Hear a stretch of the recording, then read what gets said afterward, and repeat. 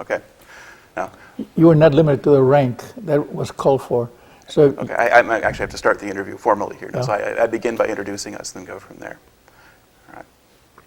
Okay. let me get it there. All Okay. right. We're talking today with Francisco Vega of Grand Rapids, Michigan. The interviewer is James Smither of Grand Valley State University. Mr. Vega, can you begin by telling us just a little bit about your personal background? For instance, where and when were you born? I was born in San Antonio, Texas on February 28th, 1922. Okay. And as I would start talking to this, I would just like to give you the title for what I'm going to be talking about, and that would be SNAFU, S-N-A-F-U, July 4th, 2008. And the SNAFU simply means situation normal, all followed up. And you will see from the very beginning of my time in service that there are a number of experiences that fall into that category. But go ahead with your question. Okay. Can you tell me a little bit about your family, for instance? What did your parents do? My father was a regional manager for the National Life Insurance Company in San Antonio. He had a large territory there. He had also had his own business before that. It was a supermarket. And we had businesses in Mexico. My mother's family was from Mexico. Had two uncles there, Uncle Valentin and Uncle Francisco. He plays a part in my talking with you on this. Then they were in wholesale fruit business, but they owned the orchards. They owned very large pieces of land, and then they were professionals. Out of the six of us in my family, I'm the oldest of the six. All of us have had our own business. Here in Grand Rapids, I have the youngest of the boys, Larry. He's been in the business for 42 years of financing, family budget service. But anyway, we do work for ourselves, and with the thinking that working for yourself, you create jobs for other people. Sure. Now, how long had your father's family been in Texas? My father's family was in part of Texas since Texas was part of Mexico. And on my mother's side, again, is a tradition tied closely to service the country and the community. She is a descendant of General Santiago Tapia. My mother's name was Sara Lopez Tapia de Vega, and she is a great-granddaughter of this General Tapia, who was a governor and military commander of Puebla during the Battle of Cinco de Mayo, May 5th, 1862. His father, General Antonio Tapia, joined Father Miguel Hidalgo on the cry for independence when they started the fight for independence for Mexico in September 16th, 1810. So we grew up with a written history, seeing all these items as part of our family, but never trying to reach that height or trying to imitate anyone. It was just there, and I still have these two original letters. That's part of my legacy, one from Benito Juarez, President of Mexico, to my ancestor, and the other one from General Ignacio Zaragoza, who was general in charge of the battle on that. So in addition to sort of having all that family history too, let's see, now your mother had some education too, didn't she? She was a graduate as a teacher, a teacher's college, normal, that's what they call teachers, normal college in Saltillo. All right. Now, let's see, you were born in 1921. Now, when did you finish high school? In 1940. Okay. And what kind of high school did you go to? I went to Central Catholic High School. It's a military school, private. It is interesting that you asked me that question now, because that was the first time in 1938 when I started there that I could use my own name. All the time, and I have the records of my elementary school in San Antonio, junior high school. In junior high school, it was Washington Irving. That was still, I graduated from there with the name of Mike. They wouldn't let me use my own name. And this was all part of what you are reading, our development of our country, some of the racism or discrimination on it. It never bothered me. I thought, well, they don't know what they're doing. Well, they want to call me Mike, fine. And it wasn't until I started at Central that I talked to my father, and I said, Dad, this business of Mike has to go. He says, well, you understand why it happened. I said, sure. But when we registered and we were paying, because you paid, it was not public, I used Francisco on that. Okay. Now, what proportion of the students at your high school were Mexican American rather than Anglos? Or would you repeat that? What proportion of the students do you think were Mexican American at this Catholic high school? Were you kind of unusual there? Possibly when I was there, maybe 5–10%. Okay. So there were some, but it was still a little bit unusual at that point. Well, yes, it was required money, and that limited a lot of people, just like today. That works. Going to some of the universities, sometimes you go to a junior college, which gives you more affordability, financial, or if you want to go to Harvard or Yale or Columbia or U of M, you need the money for that. That's right. Okay. Now, let's see. What did you do after you finished high school? What did you do next? Well, I had a scholarship to Drone Business College because of my typing speed, and it didn't take long before jobs were being offered to people there at the college, and so I took a job as a typist for an industrial company, A.B. Frank Company, and you would type invoices, and that again gave me a lot of experience. This is what I did all day long. Was the invoices were in a roll, just being fed into this typewriter, and then you had a comptometer, which is a paperless calculator. And so we would figure out 4.5 dozen at $12 a dozen, and you'd multiply it and put it in the statement or the invoice. So I stayed with that until I went into service, until I applied and brought me down to December 7th, 1941. Okay. Now, how did you wind on December 7th, 1941? How did you learn about the Pearl Harbor attack? Every Sunday, I would go out hunting every Sunday morning at dawn with a friend of mine named George Cadena, and we would hunt for rabbits just south of San Antonio. It was all country. It wasn't no houses around. Yeah, probably all shopping malls today. Yes, and we would always use 22 rifles on that. Again, we had been in military school. We had an indoor rifle range, so we were familiar with guns. But we would shoot the rabbits, clean them, come back, and give them to some of the neighbors on that. Again, we're still very strong in the Depression, not too different than what we're going through now in our country. But then we went to Mass at noon. So having gotten up there early, I would come back, and then I'd go back to bed. And this is December 7th. Right. So I remember that my father came in and said, keep in mind, there's no television at this time, no computers, it's just radio. And he comes and says, would you get up, Pancho? This is some news coming on and he spoke English and wrote and everything. But he said, they're talking about Japan. And I said, Dad, I'll get up after a while. We don't have to go, I don't have to get up to go to Mass at noon until 11:30 or 11. But he came back again, and after a while he said, they're talking about pearls. And he says, there's a lot of excitement on that. And he said, just give them pieces of information. So finally I got up. And of course, we had never heard of Pearl Harbor. We had not heard a number of things were happening at that time. And I would say within 2 hours, I had this call from mother's oldest brother, more or less a senior member of the family from Monterrey. And he said, you heard the news? I said, yes, Uncle. He said, your country is being attacked. He said, don't wait to be called, offer your services. Again, that volunteering, service to country. And this is Sunday. Monday morning, I went out. I went to the Coast Guard. I went to infantry, which we have in San Antonio. You have Fort Sam Houston, Kelly Field, Randolph Field. It's a military installations around. And I went to every branch of service, the Marines, the merchant Marines, all of them. And the one thing they were telling me at that time was, we are not taking Mexicans at this time. Wow. Okay? Again, this is, it did not surprise me too much because I always felt, I know who I am.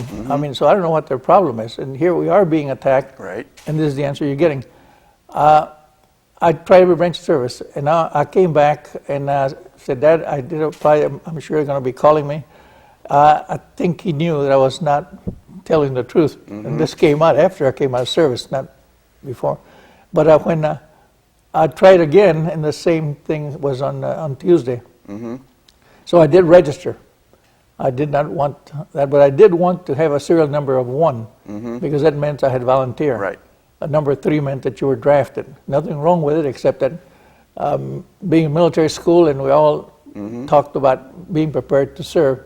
So with that, I finally came across a newspaper, a full-page ad it was in the San Antonio Express and the San Antonio Light, that's the name of the newspapers, that if you enlisted, if you had military service and you enlisted now, you could remain within the 8th Service Command, which was the San Antonio region, for the duration of the war.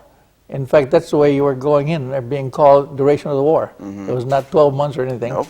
So when I went in, I signed up. There was one other person that went in at the same time. His name was Lico Lopez. And he signed up. Well, he stayed in that region the entire war, in a quartermaster corps. I went in, and the next thing I know, I'm at Fort Sam Houston, Texas. Within a couple of days, I'm taken over to Dodd Field, which is part of Fort Sam Houston, one of the oldest airfields in our country, next to the one, I think, in Ohio. And there I am introduced to two sergeants, regular Army guys, and they said, we understand that you have experience, so let's get over here and we need to test you on that thing. Fine. So they took us, and with a bunch of other soldiers, in a close order drill, was it 4x squads, 2x squads at that time. So with that, he said, okay, he says, that 2 of you pack, you're going to Kelly. So we went to Kelly Field. I arrived there, and he said, while still at Fort Sam Houston, I was there only about 4 or 5 days, but I also had to do some work there, and I remember this first sergeant, which I saw again after I came out of service. It was a typical first sergeant that you would expect to see, big pot belly, big guy, and with a voice that he didn't need any assistance to be heard. And he called me and he said, now you go over to that little building over there. It was no bigger than a one-stall garage.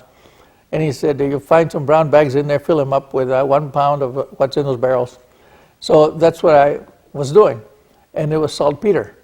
So saltpeter was then, those bags were taken and mixed in with the food, with the mashed potatoes, and that was to keep the sex drive down for the soldiers. I did not know this when I first started hearing about it. Even before I left Fort Sam Houston, it got to be kind of a joke. He says, where'd you end up? I said, I'm in that shack over there, filling his 1 pound bags. And he said, did you get it into yourself? And I said, no. Then they told me what it was about. But that was part of the Army life at that time. Well, from there I went to Kelly Field. I arrived there with this other fellow, and the first sergeant comes out, and he said, all right, he says, you're DIs, drill instructors, but now that you're in the Air Corps, because there was no Air Force at the time, he said, you are a squadron leader, each one of you. And he said, you have, I think 200 men that are coming in. And when he said coming in, the draft was on, nationwide draft. It means that they were arriving in trains, entire trains, and you're talking to people who don't want to be there. On that. So with that, he said, well, there's a train coming in, and told me where to go meet them. And he said, you have 4 people here now that have been with us 2 weeks. He says, each one is your flight leader, which would be a platoon sergeant.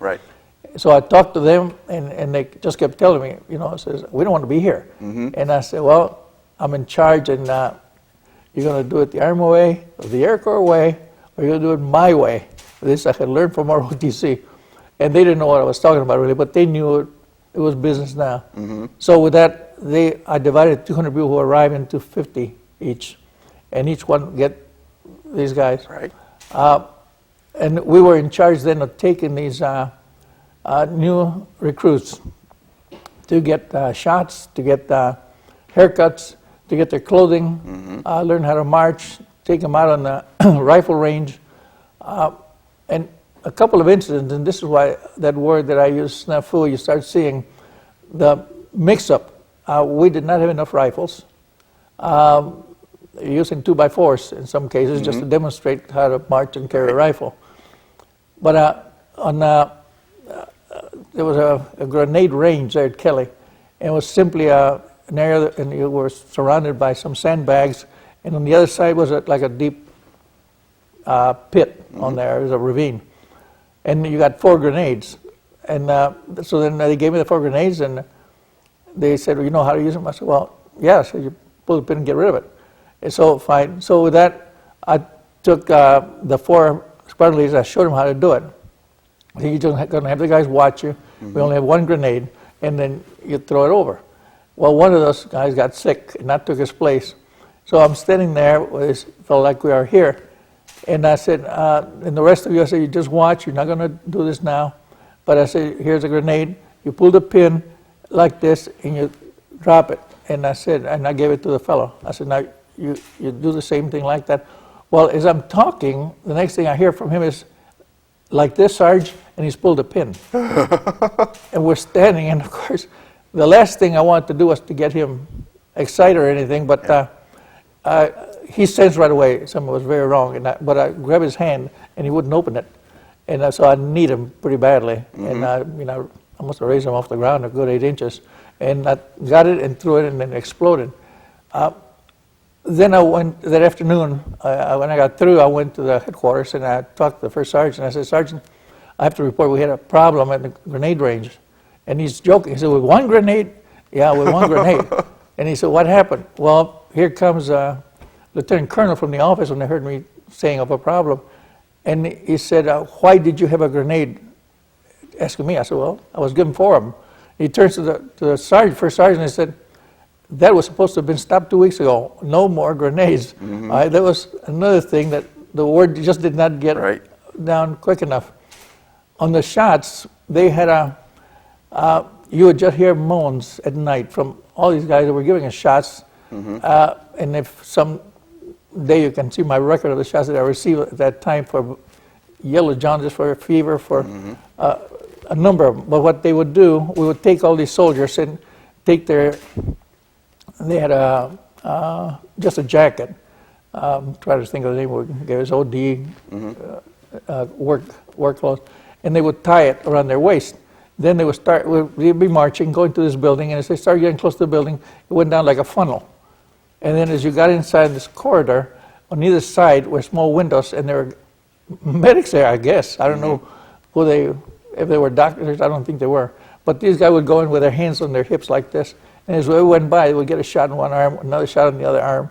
And by the time they got to the end of the hall, some of them were in pretty bad shape from the pain, swelling. But while the regular army guys would be standing outside, and they would start joking to these guys. I said, don't worry about the first ones. He says, when you get to the end, look out for the square needle. And the guys someone would pass out. You know, it's bad enough they're going through all this, but these are the experiences I said are totally unexpected. They have something you can laugh at. So then from there I did go finish my training all these guys. We had a kitchen. We had it was a village on that. And we were between what is Kelly Field, and in Kelly Field they also had the enlisted men's barracks. It was called, it's an English name, Buckingham Palace. Okay. But they told us, look at it, and of course it was very fancy that you had telephone booths with an easy chair, and but they told us right away, that's not for you. So then they took us to this place where you had cots, and it was a drill grounds on that. From there, we had people there from all walks of life. There was one fellow from Wisconsin, and he asked me, he says, do you know of a printing shop here in San Antonio where I can get something printed? I said, sure. I said, I have an uncle that's in that. So I gave him the address. He comes back. Well, he sent somebody out because we couldn't get off base, but he sent somebody out. He was very resourceful. He had his eye was crossed.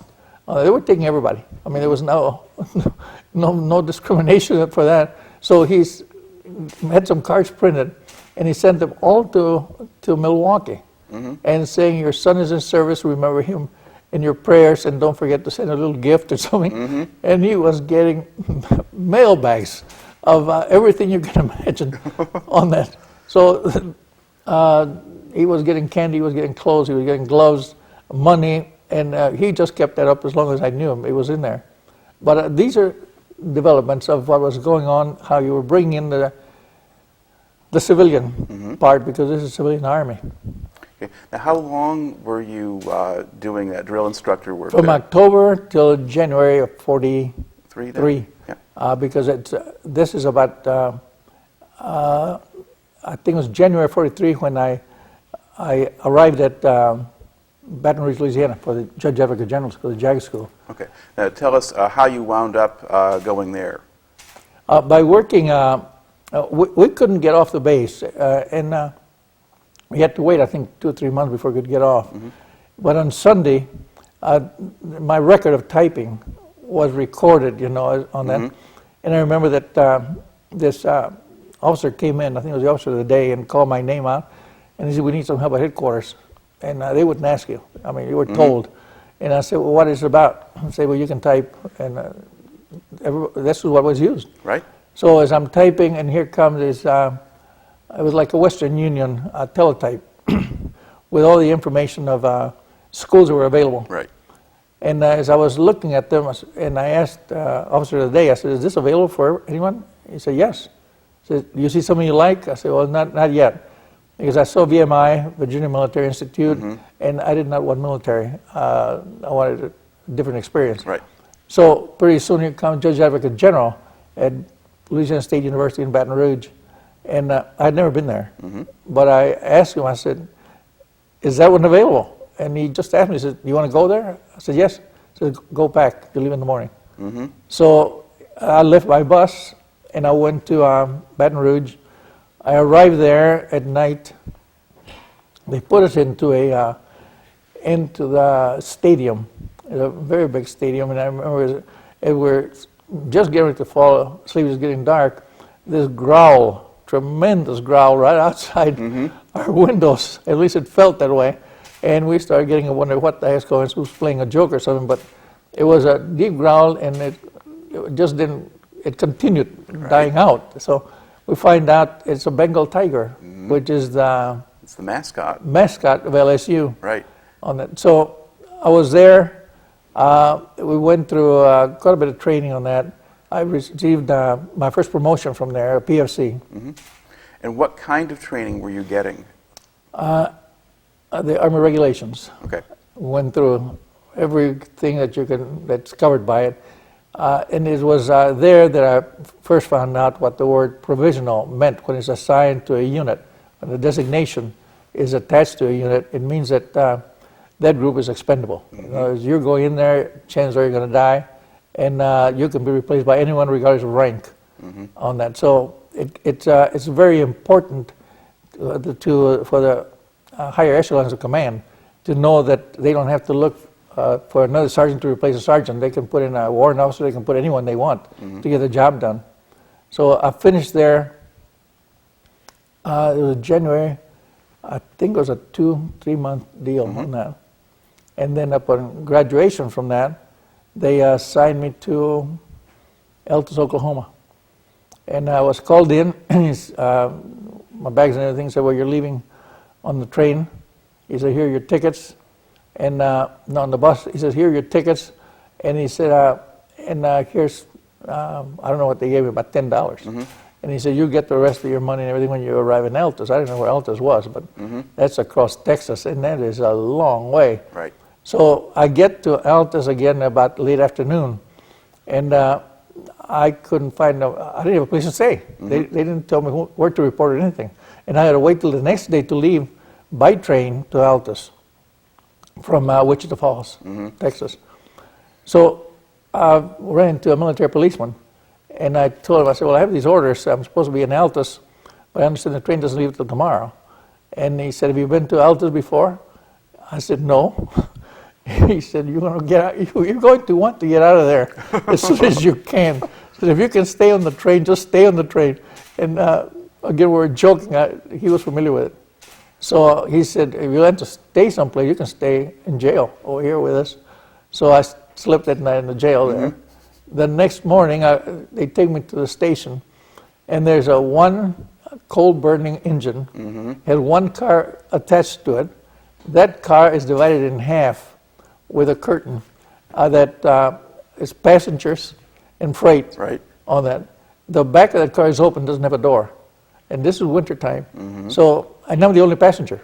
So I get on that, and we start going, and pretty soon, it didn't take long before the smoke and everything starts getting in into the car, just swirling inside. And the cold, we finally arrive at Altus. And all that is there is like a four-stall garage. And no one is there. And it's raining, it's mud all over the place. And but then the guy comes over from the engine. They didn't have anybody else on that car. And he said, well, this is where you get off. And there's a ladder from the train to walk onto this garage, which is very close. I mean, it's about 10, 12 feet away from the rail line, but nothing else. And it's all open country and mud. So I got out, waited there. Finally, a Jeep came up and got on there and get to the Altus Air Base. And as we started getting there, and I could see all these barracks. They're one story, they're not two-story, but they're tied down with cable. Cable goes over the roof of it and is anchored down in the ground. So I guess it gives you a clue that there was a lot of wind around there. The outfit that I joined there was UC-78s. Planes are made of canvas, all silver. They had twin engines. They were used for training of navigators on that. And I would say within a week, before that, one of the things that there was Lonesome George that used to be on television. I don't know if you remember him, very early television. He played the guitar and had a deadpan face. Okay. Well, he was stationed there. He was an officer in training there. And the only reason I remember is because we would hear him play the guitar once in a while on that. But one of the days that we woke up, we had quite a storm. And the next day, we went out to the airfield, and it was just like shreds from all these planes. It's been cut to shreds by hail. Just pieces of it. Now, what kind of work were you doing on that base? Well, being administration. In other words, I had gone to JAG school, I had the typing speed, so I was in headquarters again. Okay. And I usually ended up at headquarters because of that, which meant it put me at the center of information on that. And while there, I received 2 promotions to sergeant, corporal and then sergeant. Right. And but on the air base, they sent a group of mechanics. They repaired all the planes. Some of them, they just tore them down and put new canvas on them. And then there was another opportunity to go to school, except I had to give up rank, which meant I had to give up money. Right. So I weighed that, and it was to engineering school at Oklahoma A&M. Today it's Oklahoma State. Engineering. I really was not looking forward to it. Engineering was not exactly my best area of grades in school, and but I signed up for it. Actually, just about anything to get out of Altus by then. Right. And so I was there at Oklahoma A&M, and pretty soon they expanded the program, and the person in charge of that, his brother was in charge of the waterworks in San Antonio, and he had seen my record at one time. He said hi to me and so on. Then he said, and I'm now in the office at headquarters, he said, you want to leave Oklahoma? I said, where to? He said, well, we're opening up an expanded branch of this in Peoria, Illinois, Bradley University. At that time, it was Bradley Polytechnic Institute. Okay. So I said, sure. I said, what's the change? No, it's engineering. And he said, it'll be accelerated. Again, I signed up for that. I was in charge of the group. We arrived in Peoria at the railroad station. We were the first soldiers there since the First World War. So that whole town was out waiting to give us a welcome. They have a brewery there, beer, I forget the name of it, maybe Pabst Blue Ribbon. The other one was Hiram Walker whiskey. And of course they were greeting us with bottles of each all up and down the street. And we were on the streetcar coming up and bands playing and so on. Of course it was a surprise to us. We didn't expect anything like that. But we get there and they were not prepared to receive us. They just were putting everything together. Their food, their cafeteria, the lodging. We didn't have any mattresses for about a week. It means we had the springs and the double deck beds, you know, but no mattresses on them. But they greeted us very nicely, and the first thing they informed us, he said, this program that you have here now is scheduled that you finish 4 years of college in 18 months. And that's at a Sunday morning. We were going to school 11 o'clock at night, right around the clock, and I don't know how many courses of math I took. I was able to memorize it. It got me through. I think there were 200 or 400, I forget, on that. But half of them washed out at the end of about 60 days. In 90 days, another group washed out. It wasn't too long after that that they decided to close the program. And I washed out about that time on chemistry. And even though I had taken the course 3 times and the exam 3 times, the professor told me, he said, just stick with it, you'll be able to do it. Well, I had gone through algebra, the calculus, integral calculus, geometry. This is besides the history and everything else we were taking, physics and so on. And I said, no, I think this is as much as I can go on this thing. They had just taken, about a month before, the entire group had been taken to a hospital. We were all unconscious, and they rushed by ambulance and private cars, food poisoning or something. Oh. And all of us had lost a lot of weight. And there was some of the best bunch of people I ever met were part of that group. A lot of talent. Some were dancers, but we had one fellow named Jimmy Webb, and on his duffel bag he had his initials J-E-W, Jew, which was against when we were fighting Hitler and the persecution of the Jews. So I remember him on that. The thing was that we had a professor in physics, we called him Rapid Rudy, and he liked nothing more than to really show you how much he knew. At least that's the impression he gave us. Keep in mind, I'm talking about 20-year-olds. But he would start at the upper corner of a blackboard and start writing formulas right across, and it seemed like a blackboard was 20, 30 feet wide. And from that he would then turn around and say, all right, get the answer. Now, we did not use computers. Nope. We used logarithm tables. You familiar with those? Yep. Okay. We used slide rule. And Jimmy Webb, a very quiet individual, he would come up with the answer in less than 5 minutes. We would time the guy. I mean, and we were all looking at our logarithm tables, and the slide rule and so on. Here he had the answer. And it turns out that his family were Army people. His father had been artillery, his grandfather had been artillery, and they worked with math all the time. So that I think he must have had the logarithm tables memorized or something. But that was one of the individuals that I met there that were very nice.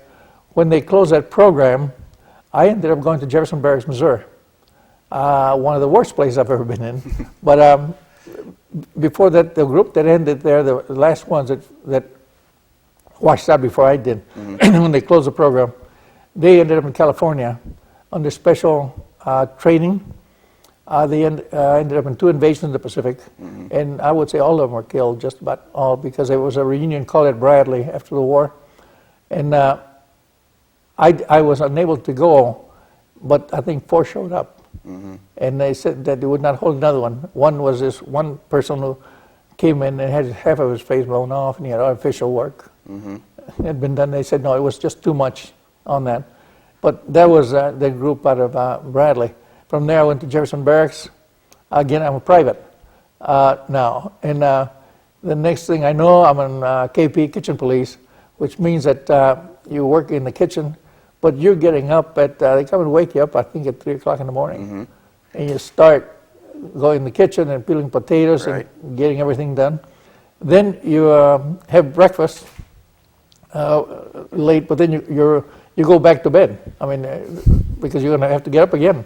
By the time you clean up everything, it's about 10 o'clock. Well, I did that for about a week or so. And coming back to the barracks one day, there's a notice on there that they need firemen. And anything's better than what I'm doing. So I went and I said, okay, I'll take the job. Well, they didn't care too much. They didn't ask you had gone to school to run on that. So I took it. And I was in charge of 3 two-story barracks and a dental clinic. And, it didn't take long, that's weird time, before I am rushing around. I had never used coal furnace at all. I didn't know how it burned or kept it. So anyway, but I'm putting coal into it. And the dental clinic is about a block away. So I go to the dental clinic. You have people sleeping in the 3 barracks, but nothing in the dental clinic. So I figured out, well, I don't have to come back to the dental clinic, so I'll just load this thing up. And which I did. It was a separate building, right adjacent, tied into the clinic. But it was the furnace, big doors, and I just loaded up. I remember I had a whistle on top of it, emergency whistle. And I just loaded up. And then I went and started running back and forth from one other barracks to another, even carrying coals because they were going out on me. But finally my turn ended, and now another guy came in, and he knew what to do. I went to my barracks, and I was asleep, and they came and woke me up. And this Sergeant, Buck Sergeant said, "You're to report to headquarters." And I go over there, and this major, he said, "You were in charge last night of the as a fireman?" I said, "Yes." "Would you go take a look at the dental clinic, come back and report to me and tell me what happened?" Fine. So I go out there, and because there are a lot of fire engines around there, and I go in. There's steam coming out of the toilets. There's where the furnace was, the windows had collapsed. I just melted off. The whistle that was on top of that thing, it was all on the floor. The whole furnace. There was no structure of the furnace. It was all melted down on the floor. And where the whistle had been, you could see a hole had been into the concrete roof. And they were asking me, "What did you do?" I said, "I put coal into this thing." And he said, "Well, how much coal did you put in?" He said, and the doctors who were there, dentists and so on, said, "You got to come and look at this thing." Everything that they would open was steam coming out. The toilets was steam, everything was. Well, had you put coal into the furnace or just into the building? No, the furnace was a big box and had doors, so you open them up, you had the coal. Shovels were about this wide. So I just loaded up with coal. And when I left it, it wasn't on fire, it wasn't burning, but it was, the coals were underneath. Well, I guess pretty soon everything got going on that. And what was left was about this high on the floor. Everything had melted. So I go back to the major, and he said, "Well, I saw it, now you tell me, how did you do it?" I explained to him, and he said, "Have you ever used coal before?" I said, "No." I said, "Well, why did you volunteer for the job?" He says, "To get out of KP."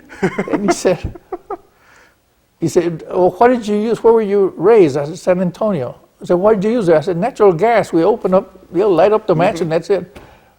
And he said, "You better go pack your leaving right away." So they sent me to North Carolina. And I was there for a while. And again, I was drilling when they asked me to do that again. Then I went to Miles Standish, Camp Miles Standish, I think right outside of Boston.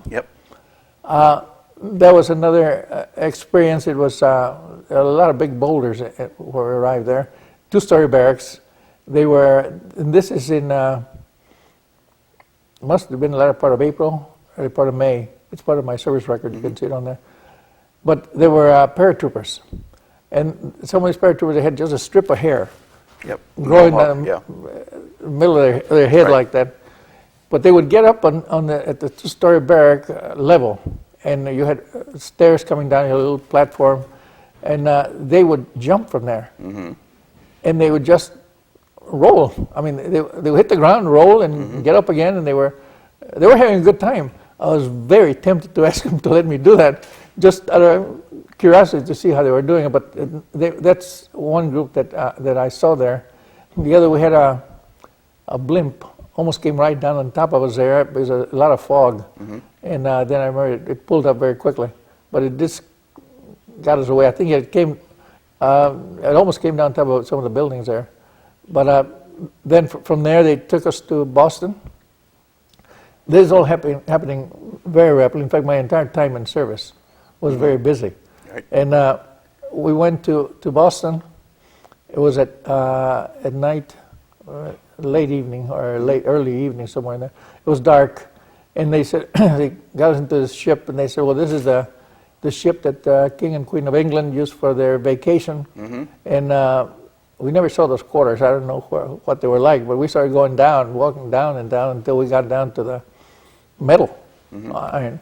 And then they gave us some hammocks, but they're all hanging from a post on that, and you would take that and hang it to the other post.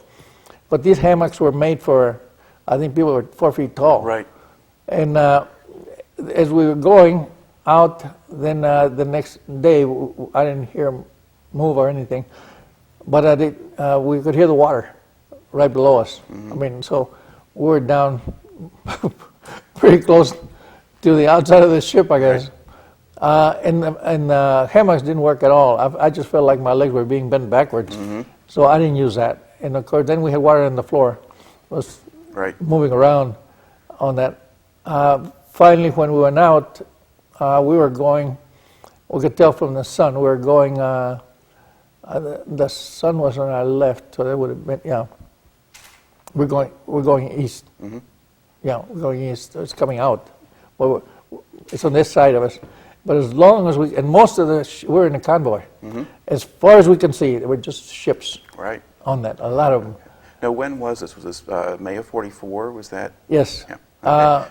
I arrived in Liverpool on May 15th of 44. Okay, and a couple of things before we kind of get there. First of all, now, were you assigned to a unit at this point, or were you simply going over just as an individual who would be a replacement, or? I think, again, as a private, you were not told too much on that. We were just a group of soldiers that were there, and I think we were possibly replacements. Right. But you were not with a particular company with its own officers and non-coms in a regular group? No, not at that time.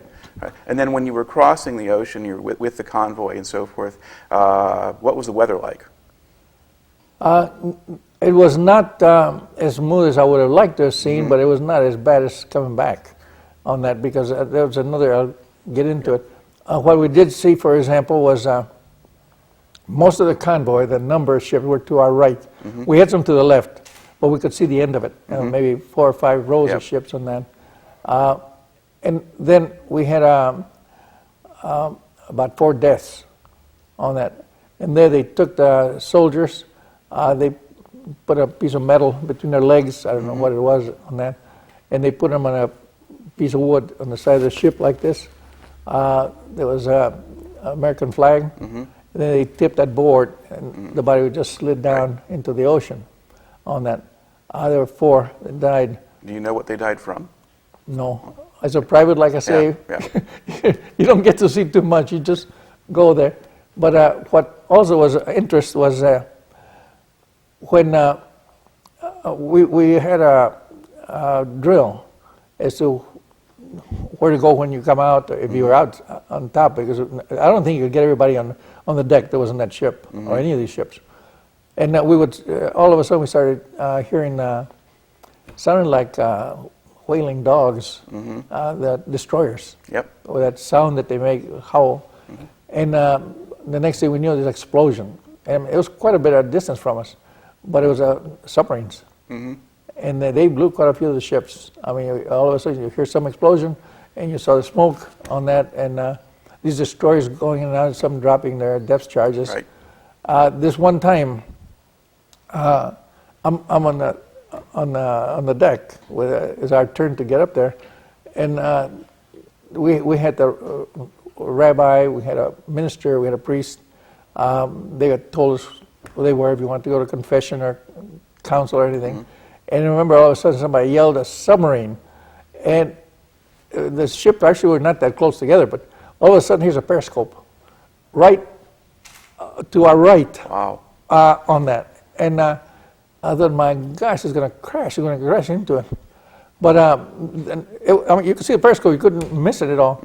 So then they started yelling for us to get to the Catholics over here. And, you know, I'm Catholic, so, and the others called the Jewish people and the Hebrew. And so we're there. And then this priest tells me something I'd never heard before. I wish I had known about it. He said, you're getting general absolution. I mean, you don't have to confess your sin or say anything. All your sins are forgiven, type of thing. What I thought to myself at that time, why did they tell us this before? You'd go and get in the confession and sweat, you know, blood sometimes because you took somebody's pencil or something. But that was another experience on that. The submarine went down. It disappeared. But the destroyers came right in and started dropping death bombs, and they followed through on that. We arrived in Liverpool, England on May 15th of 44. You can keep in mind the date on that, and keep in mind that on June 6th, less than 30 days, at dawn, I'm in Normandy at Omaha Beach. So when we landed, again, we went to, I think, Uxbridge, England. Went into this barracks, they assigned us to it, and again, we knew nothing about invasion. We knew nothing what was going on. there were trucks and tanks and everything all over the place. You could look around the streets, but I just thought, well, you're at war on the thing. A lot of buildings destroyed. Well, you could tell that. But as we get to Uxbridge, they take us to this barracks. So it's a very small room, and they had a double cot on that. And they said, well, you better go here. These are now English soldiers. And they said, come on over here to get your biscuits. Oh, man, I thought we were going to eat. And ignorance on that is so nice until you find reality. But so we go in, they give us 2 pieces of cushions almost like this, only they were canvas. And that was your mattress. Right. You put them in this beds. The beds were made of scrap wood that they could afford, I guess, to do it. Then they gave us some coal in a bag. It wasn't coal because the size of the stove was about almost a large cornflakes box on that. It wasn't that very big. And this material that they gave us to put in there was looking like slag. We never could get it started. So I think it was a nice gesture to make us feel good. So we never got that started. But from there, I was called in to work at headquarters again. And as I went in, I started doing some typing. And here I saw a message come through, the 392nd Signal Company. They're coming in, and of course I could see the records, everything else was there. They had just come across Africa on L'Allemagne. They had gone into Sicily, Italy, and now they were brought into England. Well, I could not, again, even in my wildest imagination, that I was that close to the invasion or why they were there. But it was a communications company. Right. And there again, I had gone from the infantry at Fort Sam Houston to Dodd Field Air Force, to Kelly Air Force, then the Air Corps. Now I'm getting into Signal Corps on that. And then I was with the JAG while in school. So this, when I saw 392nd, I said, well, my guys, they have to be experienced. They have to have training. Fine. So I asked the sergeant, the first sergeant, I said, can I join this outfit? He said, what do you know about them? I said, nothing. I just started working here this morning. He said, how long have you been in England? And I told him, I just arrived yesterday. And he said, okay. He said, let me check on it. It was very disarming. Right. The next thing I know, he comes over and calls me and said, come on with me. So I went in, here's a 1-star general in there, and he said, I need to ask you some questions. How do you know about that outfit? Why do you want to join it? Where are you from? Everything you could imagine. And I finally said, look, all I'm doing here is typing. And he said, I feel I'm competing with everybody else that's here getting the job done. And with that, fortunately, the sergeant spoke up. He says, he's one of the fastest typists we've had. So the general said, okay, you can wait inside. Well, I went back, started working, and pretty soon he comes, the first sergeant says, pack your bags, you're leaving for the 392nd. And I didn't ask any questions. So I got my duffel bag, and I went in a train to London. And while there, I had a transfer to something, I forget, because it ended up in Windsor Castle area. But while there in London, I saw this guy selling some stuff, and it looked like tacos. Anything of food, because we were not getting enough food. The food that was given to us in the ship as we went across was lamb, boiled. And that was not exactly what I was used to coming out of Texas, where you have a lot of meat, you know, on that. But so I bought those tacos, and I bought one, I paid him for it, and I took one bite into it, and it was, I don't know what was in it, it was very dry, almost like sawdust, and I didn't say anything. I wrapped it up and put it in my duffel bag, and but that would give you an indication as to the conditions of England at that time. They were in very dire straits, all this bombing they had gone through. So then they took me to the 392nd. They were, the person that was sent to us, Chuck Lyons. He was from Lansing. He was a teletype chief. And he interviewed me, and he said, okay, so you can report, get your paperwork done and so on. Fine. The next day, I'm reporting to Chuck Lyons. He's in a building that is where, what's the name of the princess that she married a princess?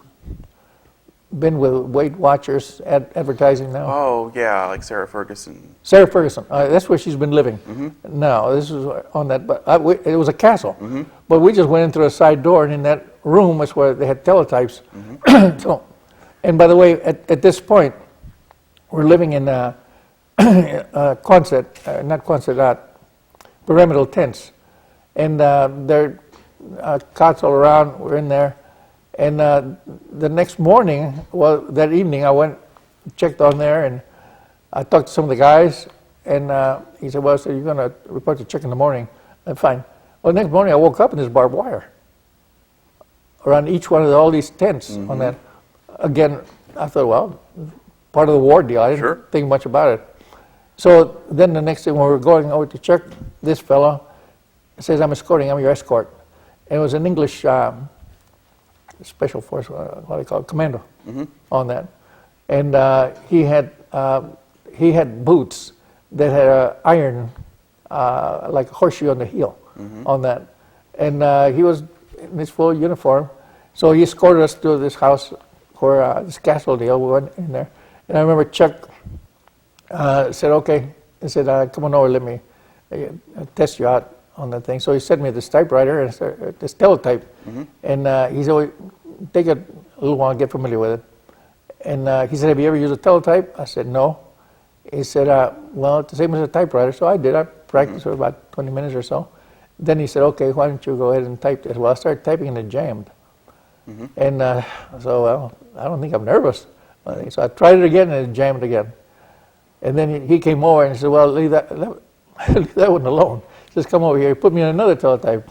And I started typing on that, and pretty soon that one jammed. And he comes over to me and he said, okay, what's your typing speed? He said, what's the highest you ever hit? And he said, I said, 117 words a minute. And he's from Lansing. We never met afterwards. And he said, all right, let me tell you what's happened. The first one that you use is the American teletype. That can only type to 72 words a minute. The one you're using now is in English. That can only go to 77. He says, you have no problem. I says, you're with me in my outfit. And so this was 392nd Signal Company Aviation on that. So then with that, we started getting ready. We were escorted back and forth for the short time I was there. But this commando, at one point he said to me, he said, ¿Hablas español? You speak Spanish? I said, yeah. And he said, well, I've been studying it. His ancestors were also from Spain or something. He said, I'm looking forward to getting to Spain or to Latin America after the war. So we hit it off pretty well. So at one point we exchanged a gift. I don't know what I gave him. It was food or something. And he gave me a book of his training, which I still have. And it is quite an unusual book, but he had 2 pages with a piece of paper in there. Now, you remember these 2 items. He said one of them is that if you ever capture a person and you don't want to stay around, let somebody else, says, here's what you do. And just find a sapling and you put one leg around it, the other one underneath. And he said, then just have him sit down. And he said, he cannot get out of that. The other is, if you ever capture and you want to escape and it's a matter of life and death, he says, then you get a stick. It says, make a point on it. He would tell me, he says, you can use your teeth, make a point on it. He says, then you drive it through the neck, up into the palate, and so on. So this all happened in a very short time, but he gave me this book, which has a number of things to help you. We're talking about staying alive at that time, the thinking, the mentality, and so on. So from there, about 2 days later, I woke up, and there's a tremendous problem with breathing. They had intentionally thrown tear gas into our area, testing us. And of course, with the drilling that I had done, and we all had our gas mask with us, and at the moment I smelled it, I mean, I just grabbed put it on and blow out and tighten the straps and so on. And these other guys that they were there from the 392nd who had come across Africa, they were choking. I mean, they were running into the barbed wire. And the barbed wire is a kind that had for cutting. I forget what they call it. Like razor wire. Yeah, on that. And they were grabbing, trying to get out. I mean, they were, well, out of a sound sleep. And then you're being gassed and not knowing what the hell is going on. Well, the next day I started talking with them. I said, wait a minute, you guys didn't put your gas mask on. And they were angry. They said, we don't know how to do that. I said, what do you mean you don't know? I said, you're coming out of Africa, Sicily, Italy, and you couldn't put your gas mask on? And I asked him, I said, did you get any training? He said, well, we're from New Jersey Bell, the Ma Bell. Mm-hmm. And he said, our training was to put on the spikes, climb a telephone pole. They took us to a port in New Jersey and sent it out to Egypt, Cairo. Mm-hmm. And you would hear them talk, Cairo, El Alamein, Benghazi, all these places they had been, but they knew nothing about a gas mask. And then I knew, I was, oh my gosh, what the heck did I get myself into? Yeah. If they cannot use a gas mask, what's going to happen, when the time comes to shoot a gun or something? Mm-hmm. Well, it didn't take us long to find out. On the evening of, and by the way, we're a mobile outfit, mm-hmm. and we had a teletype cryptographers, radio, telephone, everything in communication. There were over 1,300 people, mm-hmm. Part of this battalion. And again, many of them had come, the 397 had come in as a group. They had been together for so long that the lieutenant colonel, which is the highest rank he could have in the battalion, mm-hmm. I think it was second lieutenant when they got into Egypt. Mm-hmm. And so they were technicians, mm-hmm. Just out of the ordinary. They were just, they would build, they could do a lot of things with wiring and communication and radio and everything else. So when we started getting ready, I see that they had like a pickup truck in a small box, almost like the size of a camper that you see that they loaded on the box. And that was the mobile office, in other words, but mm-hmm. that would carry some of the guys that had Morse code, the teletype, the cryptographers. We had airplanes, we had jeeps, we had motorcycle couriers. It was a pretty complete outfit. Mm-hmm. So that evening of June 5th, that afternoon, they just told us, ready to go. And that means you just grab your equipment. And we had the gas mask, we had ammunition, mm-hmm. we had a carbine, we had our food, and we had a darn raincoat mm-hmm. that I don't know who got the contract to make that thing, but that weighed, I think, more than anything else. Yeah. It was just big, heavy rubber mm-hmm. deal. And we get to Southampton, start moving. Get to Southampton, we're being loaded. This is on late afternoon mm-hmm. of the 5th, getting dark. While there, I remember this one fellow that he had drumsticks, and while we're waiting for quite a while, because they're loading the ship and everything else with the trucks. Mm-hmm. And there were many ships for our outfit. I don't know how many there were. I did not get to see what some people write about. They describe what was going on a half a mile mm-hmm. away. Mm-hmm. I cannot tell you that. I can tell you what I saw right next to me. Right. But this fellow, he had drumsticks, and he would sit there while we were waiting, and he would use his helmet, mm-hmm. and he would play with the drumsticks. I guess he was professional. Mm-hmm. But he had a phonograph about this size, and there were some small records mm-hmm. that he could play on that. But these small phonographs were the ones that were dropped behind the lines with messages for the marquee for the mm-hmm. underground. I learned that later. Right. But there's one song that he would play, I'm going to move way out in the outskirts of town because mm-hmm. I don't want nobody always fooling around. I want to buy a refrigerator because I don't want the iceman coming around because I don't want nobody fooling around. And he played that over and over. Mm-hmm. You can see I can still remember. Right. And so then we started getting on the ship. We got on the ship when and started moving out. Well, we couldn't see anything. Mm-hmm. It was dark. Right. And then as we started getting out and could see more of a contrast than the light, because it was very early in the morning, mm-hmm. As far as you could see, ships, just, there's no end to them. I mean, just like somebody was actually painting them out there. And then all of a sudden we heard the planes coming over mm-hmm. with the white stripes on them, right. Markings. Taking the paratroopers over, yeah. Well, see, this is what I found out later, that we also had some people from our outfit that landed there with the paratroopers, mm-hmm. or they were there before. Mm-hmm. They were the ones who guided. The Pathfinders, then. Pathfinders. Yeah. That comes into play later, too. how these guys joined us.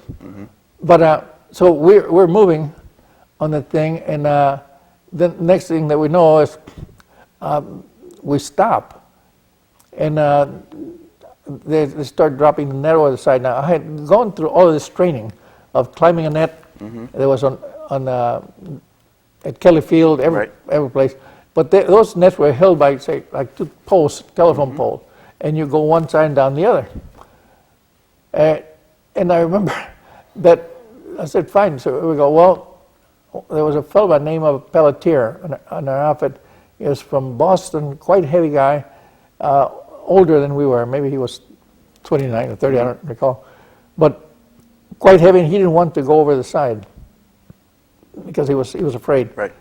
So they put him on the side, I remember, for a while, and then they asked us to go over. Well, next to us, we're getting on these barges with the front drops. Right. So the LCVPs, there's the little landing craft. Yeah, landing craft. Yeah. And so they put one of our trucks in there. Okay, maybe an LCM. They put the Jeep in there, and then they want us to start getting in. I mean, getting over the side of the net. I remember that just about then this tremendous explosion to my right, and I had not seen it. I think it was a battleship some size started firing. Right. Because we're quite a distance away. I didn't realize we were that far away from the beach yet.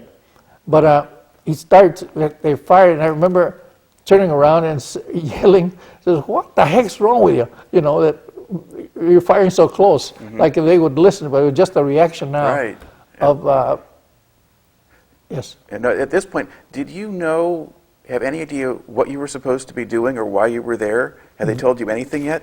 That is why I referred to this whole operation as snafu, July 4th, 2008, on that. Because this is about as close as what I can tell you that happened on that. No, we did not know. Okay. And we did not know, for example, the biggest thing that happened right there is as they dropped this net and guys started going over, that net was too short. Oh. Yeah. That's not good. And it was too short, I would say, maybe about 8 feet short. So you had to jump off the net down into the boat and hope the other you got thing lucky? was that every training that we had, you're going up and down a net that is fixed. Right. This net, for example, as the ship was rocking, would go out and then we slam into the ship, the metal. And it was your knees, your head, everything, and you're loaded down with so much gear. And it would start going down, and some of the guys would get at the end, and there are more coming down, more of them unloading. And that was the first real slaughter of guys right there. Some were falling between the ship and were being crushed. Right. And you see, again, heads bobbing around there. You see all kinds of pieces of people. And then I started going down, and I remember this one guy was next to me. I don't know who was running those things, Navy or Coast Guard, or I don't know who they were, but they were sailors, let's put it that way. And they were telling this one guy, jump, jump, and I was watching, and this guy finally jumped, but he ended up straddling because on this landing barge, you had a little, like a the side of it, or divider type of thing. Yeah. And he ended up straddling. Well, that was the end of him. He had to be put back on the ship. They tied him with Pelletier. They tied him a big, heavy rope. Had him go over the side on that, and they fortunately got him down. When this fellow tells me, he says to jump, and he starts yelling at me. He says, "Jump, jump now!" And all this time, I'm waiting for these ships to come together, and the net to also be at the right spot, and not turn around and just let him have about 10 different swear words in a row. And he was surprised, by the way, when he heard me swearing that much. But I just waited, and then I finally managed to jump, but I was on the inside. Right. We started moving out, and we were getting shells. We were getting shrapnel very quickly, because the Germans were then firing from, I guess, from the. We could not see the land yet clearly. Now, was it still dark, or was it getting light? Yeah, no, it was dark. It was still. You could see the flashes. You could see the, and hear firing. This firing, once it started, I don't think it stopped day and night. It was just like when you go downtown to the 4th of July and you hear the fireworks start, except it didn't stop. And if there weren't ships and the planes were coming over, there were all kinds of fighting going on. But as we started moving out, I remember, why didn't somebody think of putting hanging mattresses or something on the sides of this thing, because we get a ricochet. You know, somebody was firing at it, shrapnel would come in and you could hear it bounce around inside the landing craft. Guys were getting hurt. I did not get hurt in any of the things like that. But as we got close to the beach, the colonel was in the Jeep with the first sergeant, with a liaison, a British liaison, which again, it goes back to the title that I used. He was not a very tall fellow. And he was a strictly hot dog. He would not wear a helmet. He had a beret on. And he had a pistol that hung to his side and tied down to very much of a cowboy. And the muzzle of that gun went to the holster, was down just above his knee. And but this is what was happening there. So, and all of our equipment, by the way, had been prepared to run underwater for quite a distance. I'm trying to think of the name of the material that they used. It was like a Vaseline. Yeah, it was kind of the oil or grease kind of stuff, but yeah. And then they had the exhaust pipe and an extension on that. All the wires had been cosmoline on that. That's it. Yeah. All the wires had this material, because you don't see it today, but with the rain we had yesterday, most of the cars would not have been running at that time, because the water would get right into the wires and stop, you know, any electricity running properly. So as we get into closer to the beachhead, here's this Jeep in front, then the one truck, communications. I don't know to this day what it was. I'm guessing it was a teletype, but we had more than one piece of equipment like that. And there were other landing barges from other ships that were also taking off. But we did not know who to follow or anything. Yeah. I mean, there were no directions at all. And I don't think anybody knew. There's a land, get on it. And this is about the way the thinking was.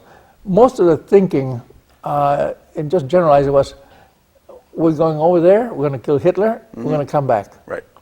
And that is about the general thinking. Well, as we started moving out, then we started getting closer to the beachhead, and I found out later it was Omaha Beach on that. It's part of my record. But as we started getting there were a lot of tripod obstacles. Right. They had bombs on them. And I think a lot of them were being set off by the Germans. They were firing. We could not see the Germans. We could not see the enemy at all, not at Omaha Beach. They were shooting from the fortifications that they had. I'm trying to think of the names. Well, there were pillboxes and bunkers. Pillboxes. Yeah.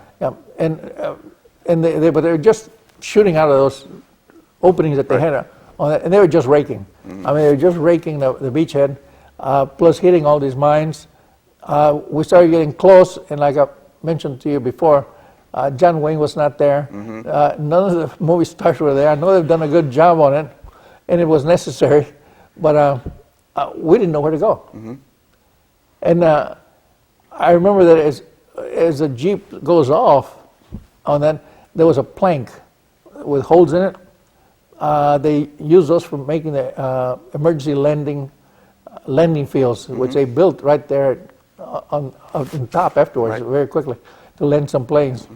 But as our landing barge start going on that thing, the front drops on there, and the next thing, as they start to drive off, it just goes like this, and the Jeep goes, well, it was underwater. And the only thing that was on top was the exhaust that was still running, and the beret of this English guy was spinning it up. Now, even then, with everything that's going on, well, the fighting, what you're seeing of humans all over the place, insides, everything is all over on there. I remember things like that, and I think it was primarily to lighten up a little bit, because there was nobody there to hold your hand or do anything. All right. Now, at the point where you're landing, were there infantry already on the beach, or? The ones that were there, the soldiers were, no, there was some infantry, but a lot of them were against the wall, because we couldn't go anywhere. Do you have a sense of how far it was from the water line to the seawall? Because there's a, it's like, Well, from the edge of the water yeah. to the seawall, not over 100 feet. Okay, so it's pretty close. Yeah. But then when we started coming in to try and find a place, and we're coming through, for example, where there are a lot of bodies just floating all over the place, almost like if they were asleep Right. on that. But a lot of them together, they were just floating, and pieces of it, and, people and so on. And then as we started getting, and I do not know to this day how I ended up on the beach, because next thing I know, this Jeep on there, the truck drove off, and the next thing that I know, this tremendous explosion, not one, several, and I'm on the sand. Now, when I jumped over the edge of that thing and ended up being thrown on the sand, and as I'm getting ready to move, I hear this guy in Spanish. He said, "Ese guy." Now, I don't know who it was or anything, but it's just like saying today, "Cool, man," or what they use an expression that I forget, awful or awesome. Yeah, awesome. Probably, Awesome. Yeah. That was at that time, but this is English and Spanish. Ese means that, and then guy. Right. That guy. And I don't know who it was, but I heard it right next to me. And I'm on the sand. Next thing is I heard him next to me, and I turned around, and he's got a hole in his helmet. I mean, I heard that thump, metal, but it was that close. So I don't know who he was. I know he spoke Spanish, but that's where he ended up on that thing. And it was about this time again that we're just getting strafed. I mean, the Right. machine guns are coming. We were strafed by some German planes there. There was one incident. I had another one later. But the next thing is that our logo, which is painted on our duffel bags, on all of our equipment, was the orange ace of spades. And I remember at some point I looked up to my right, and here's a Jeep. It's abandoned. Nobody's in it. And it's got the orange ace of spades on it. So I yelled, "Hey, one of our equipment." I don't know who I'm yelling at. Yeah. But these other two guys, I don't know if they're from my outfit or not. I said, "Let's take it and get out of here." I mean, it's like we're the only ones there. There's tremendous fighting going on at this time. I mean, you're seeing tanks that were supposed to be getting on the beach, and they're sinking before they even get to the beach. Right. On that, you're seeing ships that are coming on shore with almost like stairs on the side. Right, yeah. With infantry would get off on those things. Landcraft infantry, right. And they would get in as far as they could. The next thing is tremendous explosion, and the side has been blown off. Right. And there are all kinds of supplies that are being thrown all over the place. I remember cigarettes, food. Again, we were an army on the move on that, but we didn't look at. I didn't look at it that way. The thing is, here's this Jeep, and the other guy. I don't know who drove it, but I know we jumped into it. I started going to the right and get up on that. There were no maps. There were nothing to tell us what to do or where to go. So you were just driving along the beach and looking for a way up? Or were Yeah. No, well, it didn't take us long to drive along the beach. I mean, we just found a spot that there, somebody yelled, I don't know if I did or one of us yelled, there, it's an opening on it. Put that Jeep, the four-wheel drive Jeep up there, and we climbed on top. Went to Carentan. I remember some of these little towns, the name. Carentan, then St. Marie Iglesias. Now, we did not know where we were going. We just know we had to move. So this is like during the day, on D-Day, and you've got a Jeep. At dawn. So sort of in the morning, so just as the battle is still going on everywhere. Oh, that battle is going on. And so you just hop in a Jeep and take off across Normandy. Yeah. Okay. And Well, so, it's not across Normandy. Get the heck out of the beachhead. well, yeah, but if you're And, making it, but do you get as far as St. Mary Iglesias in a single day, or how far did Yeah. you? Okay. I had to reconstruct it myself a couple of times. So we, Carentan, St. Marie Iglesias. Now, I remember we got there, the parachute was still hanging from the church steeple or something. Yeah. I do not remember that there was a body on it. No, he actually survived, and they took him down. Yeah. But I was not there for that. But there were paratroopers on the ground there, Right. and if we were in uniform, yes, we were ready to shoot anybody that was not one of us on that thing. At least that was our thinking, and we did. So then we kept on driving, and we get to Cherbourg. We had received a message. We had in the short time I was with his outfit, of the story of one of the Kennedys, who had, he was going to bomb Cherbourg because there was submarine pens there. And I guess they had loaded this plane. It was a bomb in itself, just full of explosives. And the oldest son of Kennedy, Joseph Kennedy, Ambassador Kennedy, was to fly this alone. And he flew it, but I guess it exploded in the air. He was killed. So we had that, I had that story in my mind about Cherbourg, what it was or what it was supposed to be there. And as we started getting close, we see the, it's just a little town, as far as I can recall. I mean, where we were, I didn't travel around. Just in one area we got to, there was a lot of fighting going on. And we saw the, what do you call them, like guard houses where the guards for the German guards. And then you'd walk in, and this is where you start going into where the submarine pins were. You work now. I got to see it. But the Germans who were there were burned. I mean, they smelled like they'd been burned. They were still there. The bodies were there. So flamethrowers. Okay. The Americans didn't get into Cherbourg until a couple of weeks after D-Day. So wherever these were special forces. Okay, but still, these were the ones that that we met there, and I thought I had to put it handy. They were the ones who who talked to us and said, who are you with? Where did you come from? And so on. And I said, well, over there. And we're pointing to the beachhead. And he said, well, it says, do not use the clicker, which is this here, on that. And he said, the Germans know about it, so don't use it. He said, and tell the officers to put some mud on their helmet because they had the rank painted. One bar for lieutenant or first lieutenant. And he said, just tell them to put mud on it because the snipers are picking them off. So then I took my clear, so the other two, we threw it away. But they're giving this to us, so that if we came across an area where we could not see who it was and so on, one click, we identified ourselves, and they were supposed to answer with 2 clicks. But the Germans had picked it up, so I threw mine away. So on the way back, we saw the submarine pens, which is an unbelievable place. I mean, it's like almost an underground city on the thing, where the submarines were there on that. And I think there were 1 or 2. I guess they were caught by surprise or whatever. But then trying to get back, we were just on one street. We went in when we came out. And we had left the Jeep and we started walking. And then this fellow said, I think I want to see what's over there. And I said, we can see it from here. And we had to cross a little street, and there was shooting coming down. You could see the ammunition was hitting on the cobblestone there. And I said, what do you want to see? I said, the statue.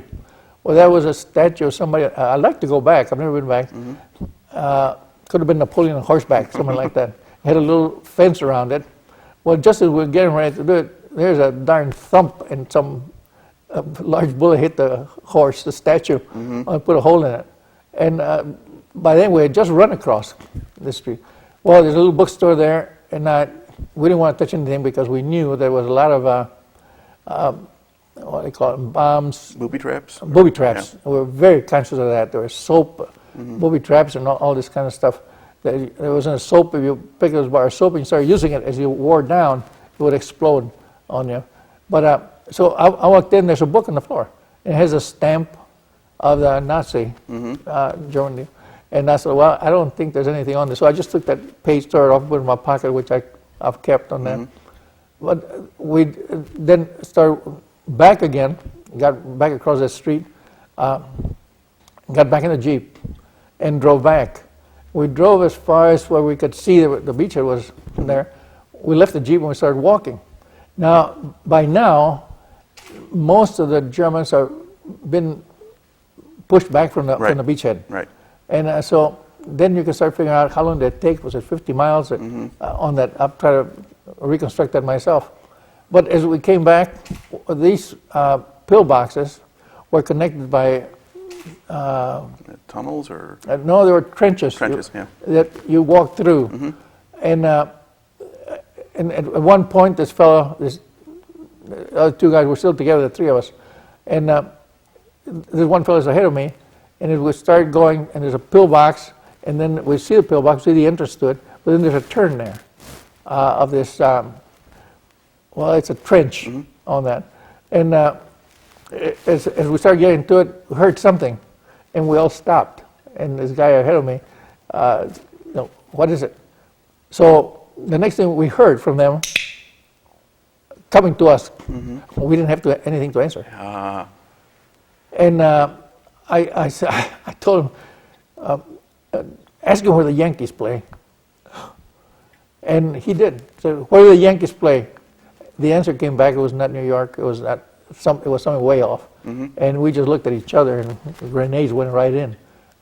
Each one threw us through, and there were 2 German soldiers on that. Of course, they were killed. By the time we got, they were dead on that. But that was, again, what still was going on and continued almost all the entire 18 months I was in the sniper, or that you were meeting people that were not on our side.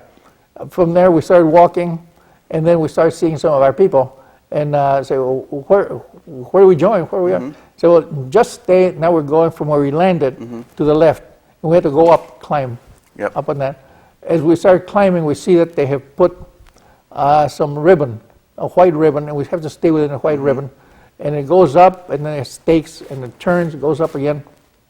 And they told us, don't get out of that ribbon. There are mines all over the place.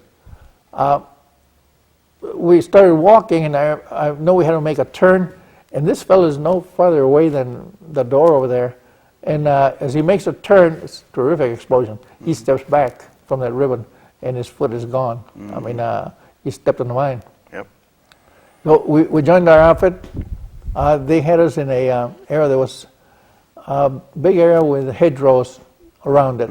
And this is a hedgerow country, which are like irrigation ditches and so on, which almost made for fighting. People could use those right away.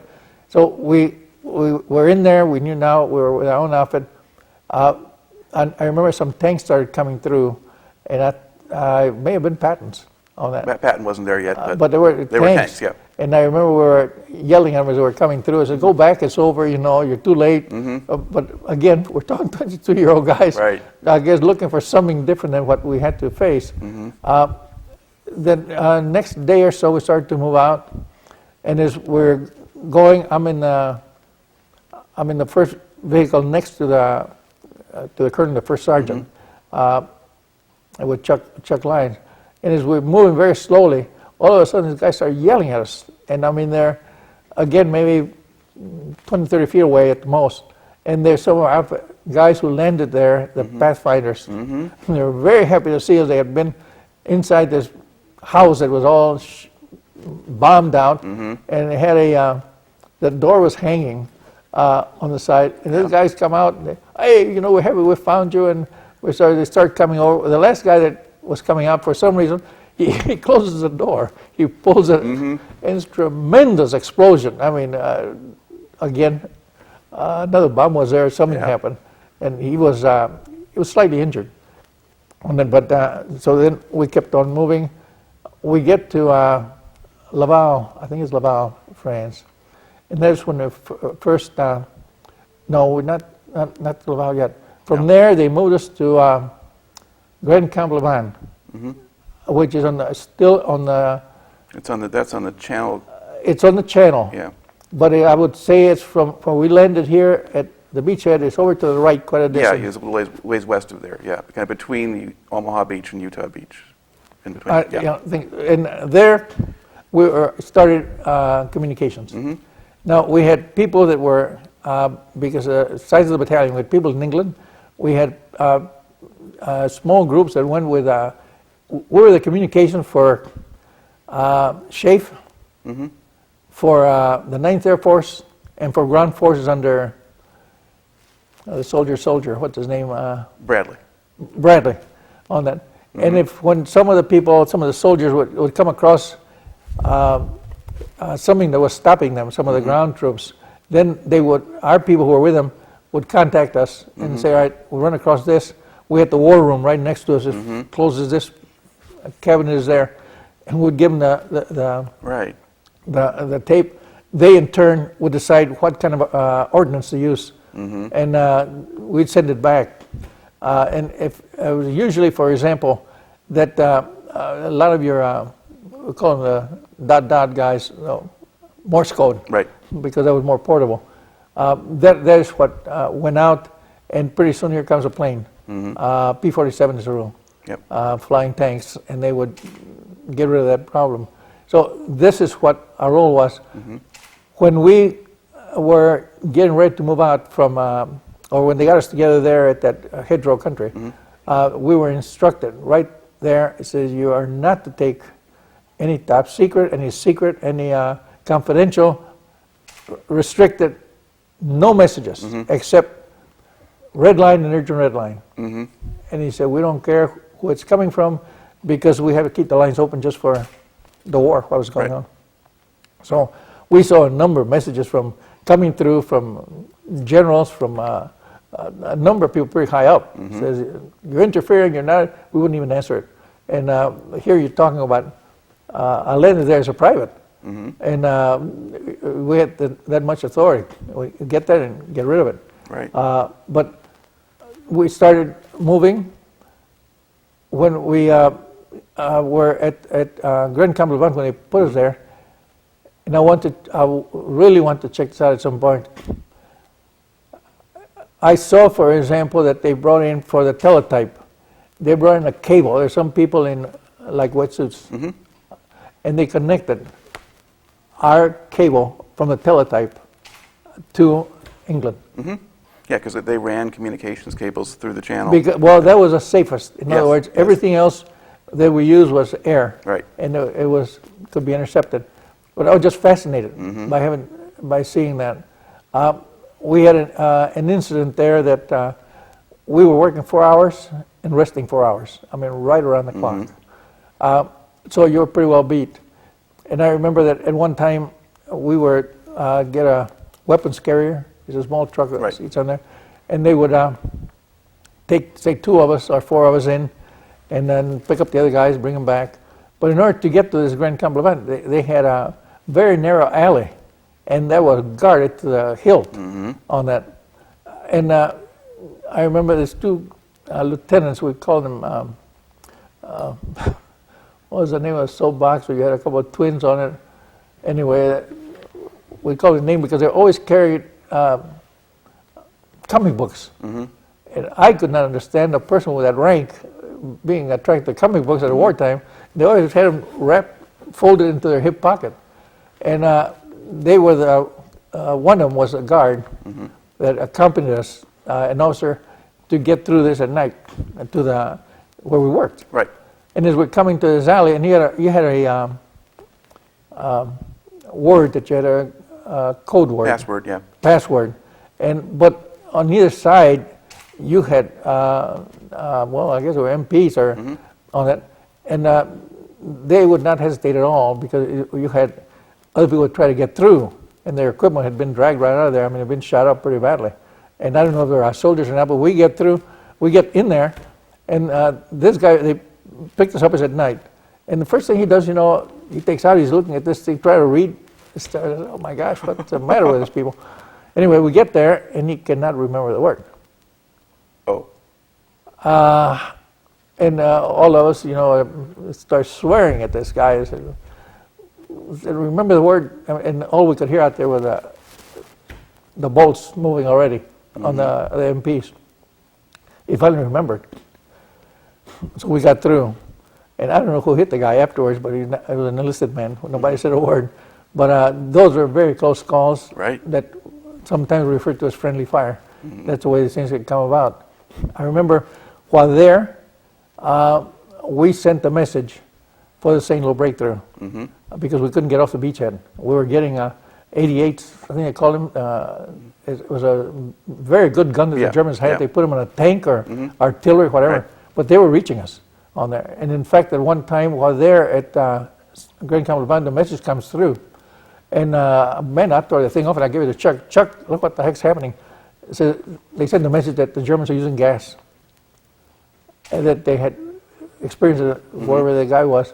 So I gave it to Chuck, and I would say within a couple of minutes, here comes another message from the Germans saying, no, it's a mistake. We made a mistake.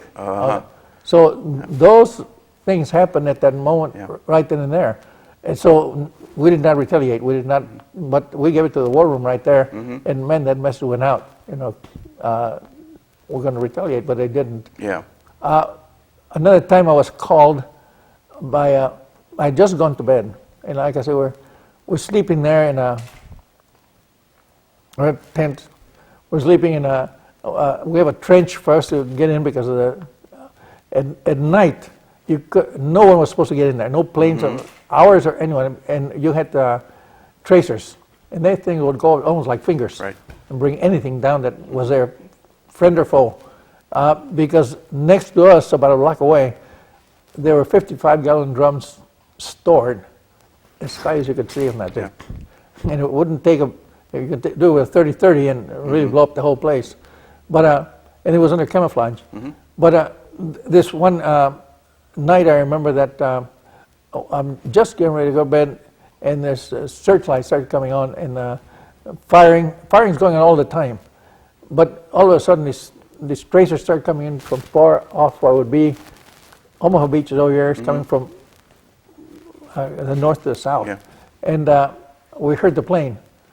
And I saw the plane zoom up on the thing and then try and make a maneuver to get out. I started yelling on the thing. I mean, I started yelling. I said, that's one of ours. That's one of ours, Yeah. a P-38. And I remember this guy said, no, that's a German. I said, no, the German's more square. This is the way we're talking. Right.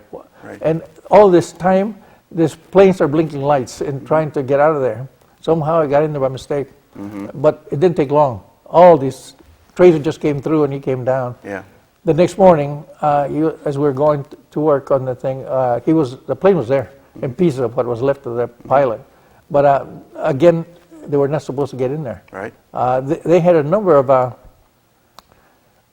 balloons. Barrage balloons? Yeah, barrage. Yeah. In fact, they were on the ships that were coming in Right, for the landing. right. On that. And then we had them there also. But there was another incident that shouldn't have happened. But this we got another message of a General Roosevelt who was killed. That was on the St. Louis breakthrough. Yeah. Yeah. Well, General Roosevelt didn't. Well, he died of. There was a General Roosevelt who was with the 4th Division. He died of natural causes, but he was out of the Army. There was another general though who was hit by American bombs. Yeah, he was. Yeah. That was friendly fire. Right.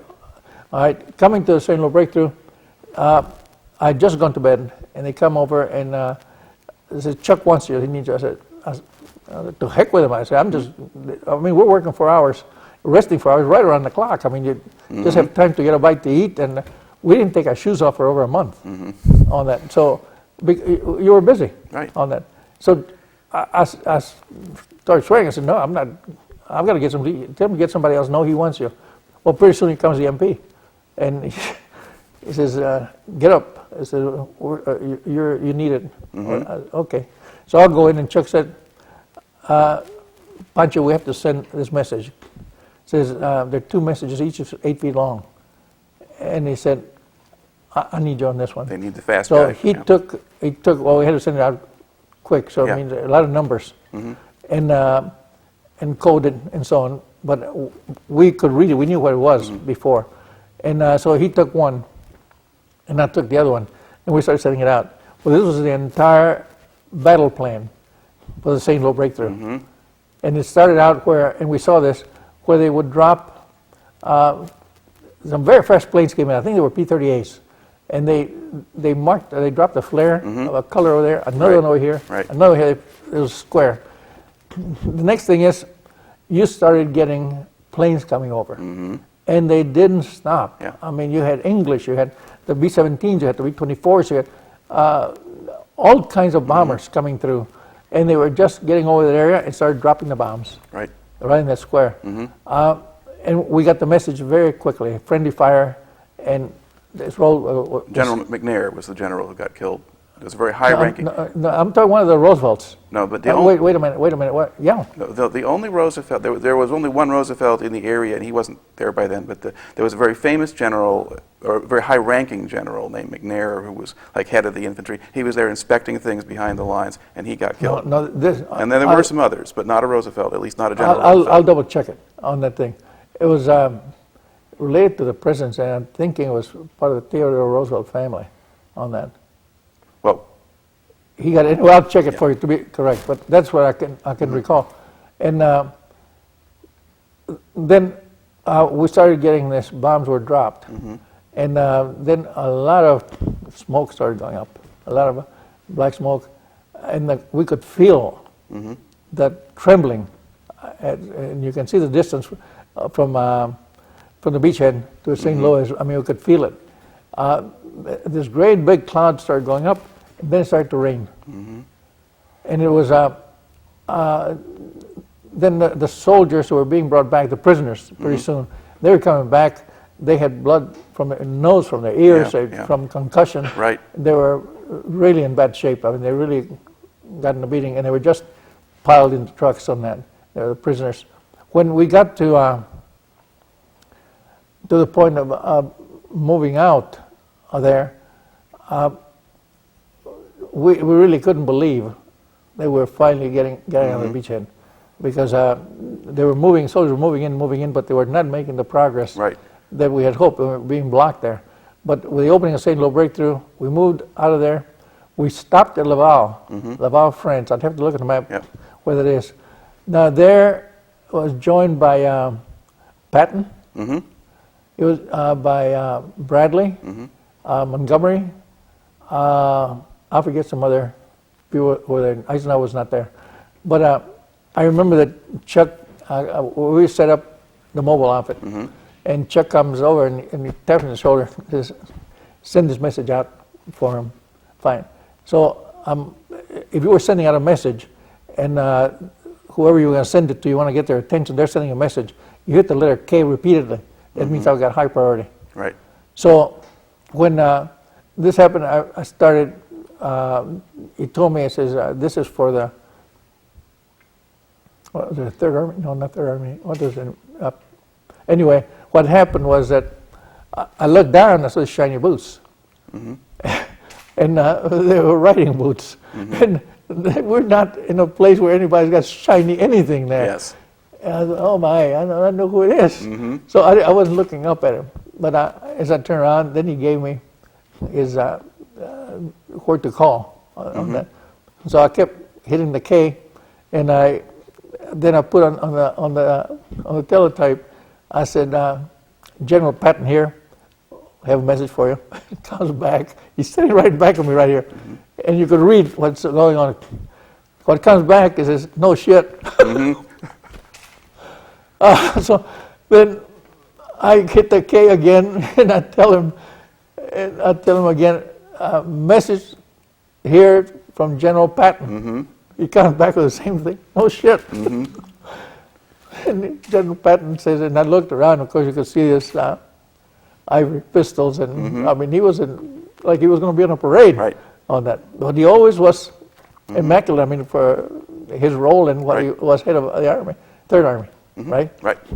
So he said, and his voice was so soft. That's what I remember. I mean, very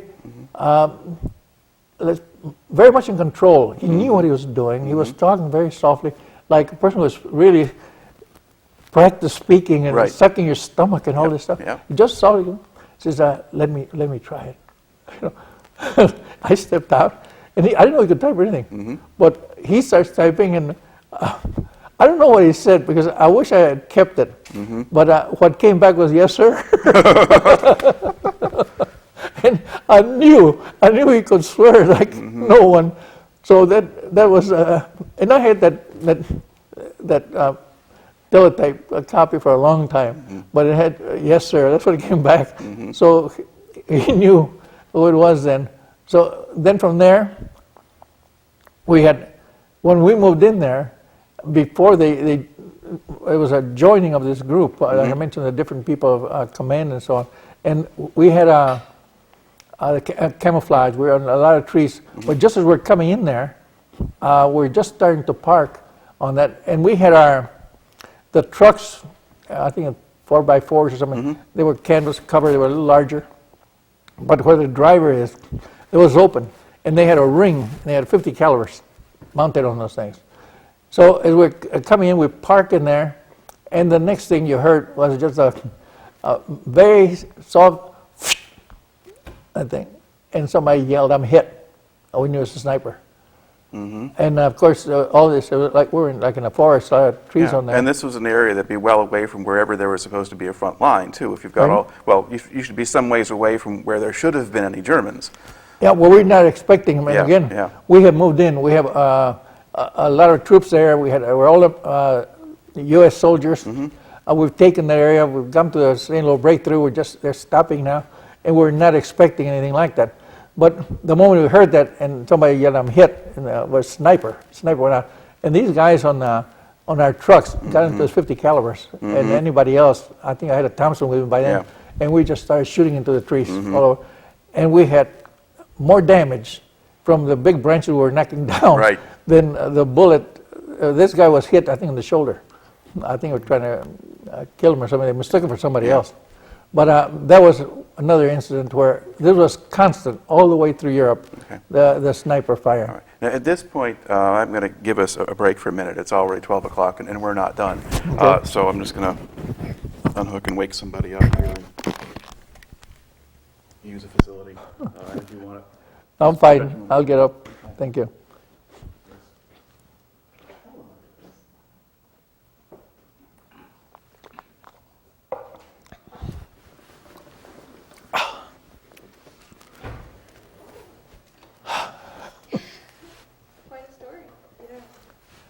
I'm surprised I'm around more and more so every day when I realize, like in the landing, there's so many of us, so many, thousands. Not many got out.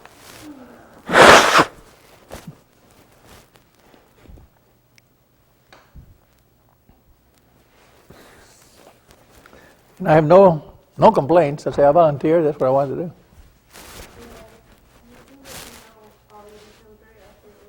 You what? It's very impressive that you have all of your details in order.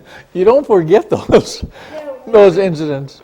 I would imagine it would be something that wouldn't be quickly forgotten. It's just, I don't know, it's a lot more detailed than some of the other interviews that I've seen. I've been asked to do this. Well, the first time you saw the medals on that, and that came about, you probably heard me say how that came about. I was invited to join the Michigan Military Historians. I seldom talk about this thing. And then part of the responsibility is that you will be speaking of your time in service. And this one fellow that's a member there, he said, look, I said, I don't have a record on this. And he said, well, says, why don't I help you get your records in order? So I gave him my Army discharge, and he came back with all those. Well, then he started asking questions. Well, by the time my turn came to give my talk, I started writing it.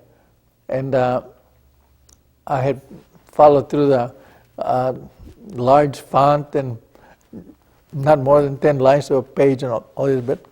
And I think, only because I have the film also, I think I started talking, maybe 3 minutes.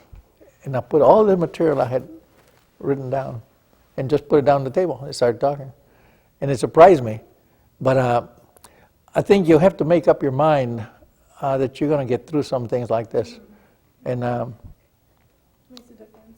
well, I'd also, when I went to military school, in order not to get into problems with free time, I worked at a slaughterhouse, and it was a very large business. And my father was cashier and paymaster, but I'd go in there and work packing things. But then I could see going to the killing floor and everything else. So seeing blood and what's inside of us, it was not that new. But Your experience is very good for the war. you all set? Yeah. I don't know. I'm being outlasted by 85-year-old man. 87-year-old man. Whatever. How old? How old are you? Well, you're what? 87? Yeah. Yeah.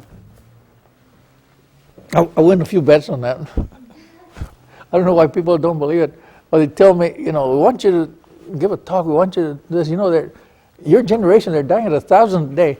And I just said, I don't have any plans of going anywhere. I don't know about the rest of them.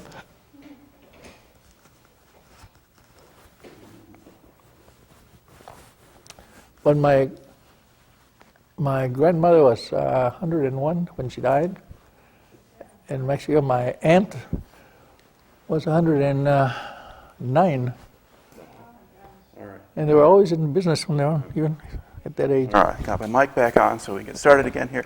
All right, so we've gotten you now to the point where you've made it to Laval, France. This is going to be probably August of 1944 at this point. They've broken out of Normandy. You've had your sniper incident. Now, what do you do from there? We started moving towards Paris. Mm-hmm. It's about the general direction on that. I'm still in the teletype work. Mm-hmm. When we started getting close to Paris, the sniper fire was very strong, Mm-hmm. and even within the city. We didn't get too close to the city. In fact, we didn't even get to the city because we got to what's the name of the palace? Versailles. Versailles. And I did not know too much about it. I had not read enough history. I wish I had become familiar with it, with what was there. But I know there were a lot of mirrors Right. on that. We slept in the stables, Mm-hmm. which were pretty fancy. Yes, I they remember are. that. When then we went to, because of the sniper fire, in the fighting, there was fighting going on. Keep in mind that there were a lot of French that were supporting the Germans. Mm-hmm. And they were losing their positions too, Yes, so they were. were. And Versailles actually was a place where the Germans had done a lot of business, and so there were probably quite a Yeah. few right around there. Yeah. Before leaving the beachhead, there's another incident I wanted to share with you. But anyway, we got to Versailles. We went south from there and around Paris, and we went to Chantilly on that. But then at some point we did. Anyway, I'll get back to that. I don't want to forget this other incident that happened on the beachhead when we were. That's little town? Grand Con? Grand Con Levant? Yes, Levant. Grand Con Levant. And at one break, it was late afternoon, early evening, and I'm eating something, I think either before I start my turns on, and I heard this fellow over here speaking Spanish. I couldn't understand him too well. A civilian. And there were a lot of civilians dead all over the place too on that. They were hit pretty badly. Yeah. But I turned to him and I asked him, I said, "You speak Spanish?" He said, "Yes." I said, "You do too, you know, very happy." He was, I would say, possibly about 5 feet tall, maybe not even that. And I said, "Well, where are you from?" He said, "Spain." He says, "I'm trying to get back to Spain." And he said, "I was a jockey for Goring." And he said, "For his stables." But he said, "I managed to get away, and now I'm trying to get back to Spain." And he said, "But we haven't eaten." They said, "We got anything that you?" I said, "Well, I gave him some of my rations." Well, then he said, "Can you be here tomorrow and with a little more food so I can then leave for Spain?" I said, "Sure." Well, the next day he's there, but he has about 6 other people, and I didn't have that much food. I gave him what I had. But 4 of the other people were girls, and they had bandanas tied on their head, and I knew what had happened, because we also were very much in touch with the Marquis, with our communications. They were bringing prisoners in or for interrogation. They were talking with them. We trade chocolates for epaulets, and the Germans are like that. But they're sitting there, and I knew that the reason they had their bandana, their hair had been cut by the French underground, because they had German boyfriends. Yeah, they had German boyfriends. They were very good-looking girls on that. And but anyway, again, keep in mind the age, 20-some years old. And I told this fellow in Spanish, he said, "I do not understand why these girls or anyone would be friendly with the Germans on that." And this one girl spoke up in Spanish, and she said, I'll say it in English, she says, "I just want to tell you that my heart," she went like this, "my heart is French." Says, "Everything else about me is international."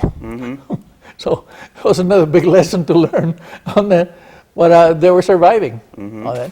Well, let me take you back, leaving Laval, going around Paris, get to Chantilly.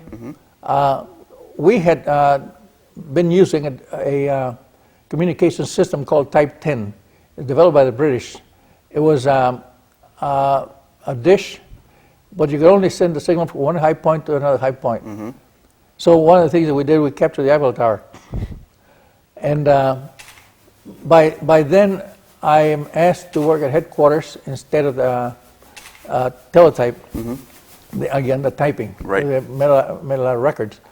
So the next thing I started seeing, where we got a group that is attached to us to be sure that they captured the Eiffel Tower intact on that. And so they did on that. And then we had a person living in a very small box way up at the Eiffel Tower at the very top of the thing. And we had one of these discs, like a satellite, that's what you see today in towers. Right. On that. And that was called Type 10. That's the way we refer to it. But it's a British invention. It was highly protected. And I don't think you could get close to the Eiffel Tower maybe for a half a mile. All the statuary, all the gardens over there were off limits. You couldn't get through. They had the river pretty well protected, I mean, guards and everything. But by then I was in headquarters, and I did go pay the guy in the Eiffel Tower. I mean, there was an excuse for me to get up there. I thought I was going to go up there in an elevator. Well, at that time, there were no elevators. Oh. You could go up to the second level or something. Right. But the elevator ran with water, and this is wintertime. So what they did, they had a ballast where they filled it with water, so they can pull the elevator up. And it was wintertime, but I had the gear. I had fleece-lined jackets and so on. And so I went up there with a fellow that's up there, and he said, "Hey, you want to see this new equipment, how it works?" Now, we're crowded together in this little room, and this whole darn tower moves. I guess part of the structure, the engineering of it. I said, "Sure." So he said, "You want to talk to headquarters?" I said, "Yeah." Now, this is about as far-fetched from what we had started with when we saw guys on a truck along the beachhead yet throwing wire out to give us communication that could not be intercepted. Right. And there was telephone. And this was the kind, I think you could yell and they would hear you better than using those telephones, but the wire was on the side of the road. Here comes a truck, they just chop it up, they put more. But he said, "You want to talk to Chantilly?" I said, "Sure." So he said, "Well, just watch the screen." Well, pretty soon there was all like snow on it. Then he started turning some knobs and so on, and a line just went right across that screen, and the voice just as clear as today's telephones. And I just, I told him, I think I'm a sergeant by then. He said, "Sergeant Vega reporting." I said, "I'm delivering the payroll. I don't make it official." All these orders that had to be cut for me to get there. But then I told this fellow, I said, "Look, we have to make a record of this." I said, "I'll bring a rope next time and have my camera." So, and I said, "I want a tower, I want a picture that can see the Trocadero." And that was a plaza with all the statues and so on. So I want proof that we were here. So next time I go with a rope, and in order to do that, we wrapped the rope, we walked the rope around the base of the flagpole on that. And I'm on one side like this, he's on the other side, and he starts pulling, I start pulling him up so he can come over with a camera. 20-year-olds. So that's how I have that picture. Right. I took one of him too, but I never went back up. It was enough. To get there, you had a lot of military police with dogs, and they would not hesitate to let that dog at you, and it wasn't a dog that would grab your arm. I mean, they were, because this was communications that were very important on that. So then I went from back to Chantilly. We started getting some of the guys from we'd been in ground forces with problems. We had one fellow that we called ACAC, but there was a machine gun that was developed for the paratroopers with just a wire on that. What do they call it? I forget what. Well, there was like a grease gun or the little. Yeah, the grease gun. Yeah. But we would call him. I think we had a name for it because he was a part of a problem that he had. He was stammering, and he would talk to you. We called him ACAC. Yeah, or burp guns were burp gun. Yeah. So there was another fellow that he would walk around the yard, and well, the yard, I mean, the area there, and he'd go like this, you know, in the air. He'd walk around. Well, we knew that they were sick, you know, that there was something wrong with them. But we'll go, and I forget, the one fellow said, "You know what he's doing?" I said, "No." I said, "If I tell you, you wouldn't believe me." He said, "Why don't we go ask him?" So we'll go ask him. This guy asked him, "What are you doing?" He's going like this. He says, "I'm goosing butterflies." And you could see some of the guys who had been really hit by some of the fighting that was going on. Right. So then from there I went into in Chantilly. We captured we moved in. It was already vacant. This where we lived there. It had a chalet, big. Yeah, that's place. a big palace there. Yeah. And had there was communications with the Germans. They had for developing photography. And the first time I had done amateur photography with this friend of mine, George Cadena, in San Antonio. And we had the camera, and we developed the film and so on, but we would stretch it out on that. Well, the Germans had left these containers that you would take a film, 35 millimeter, put it in there, all rolled, and with a solution in there, and you could develop it without any lights going down or anything like that. So I sent that back to this friend of mine. But that was a place where we lived there. We had barracks, small barracks, small houses on that, all that we took on that. We then were there when we suddenly started getting, this is not where our teletype equipment was. This is just the living quarters. Right. We had, across the street from that, we had the generators and the antennas and everything else, but then we had the teletype equipment elsewhere on that for safety purposes. We had 5 soldiers that joined us there. They were constantly under guard, a special guard unit. And what they would do is listen all day long to intercept code, intercept messages. And they were intercepting messages from Africa to Germany to all over and breaking it down. Right.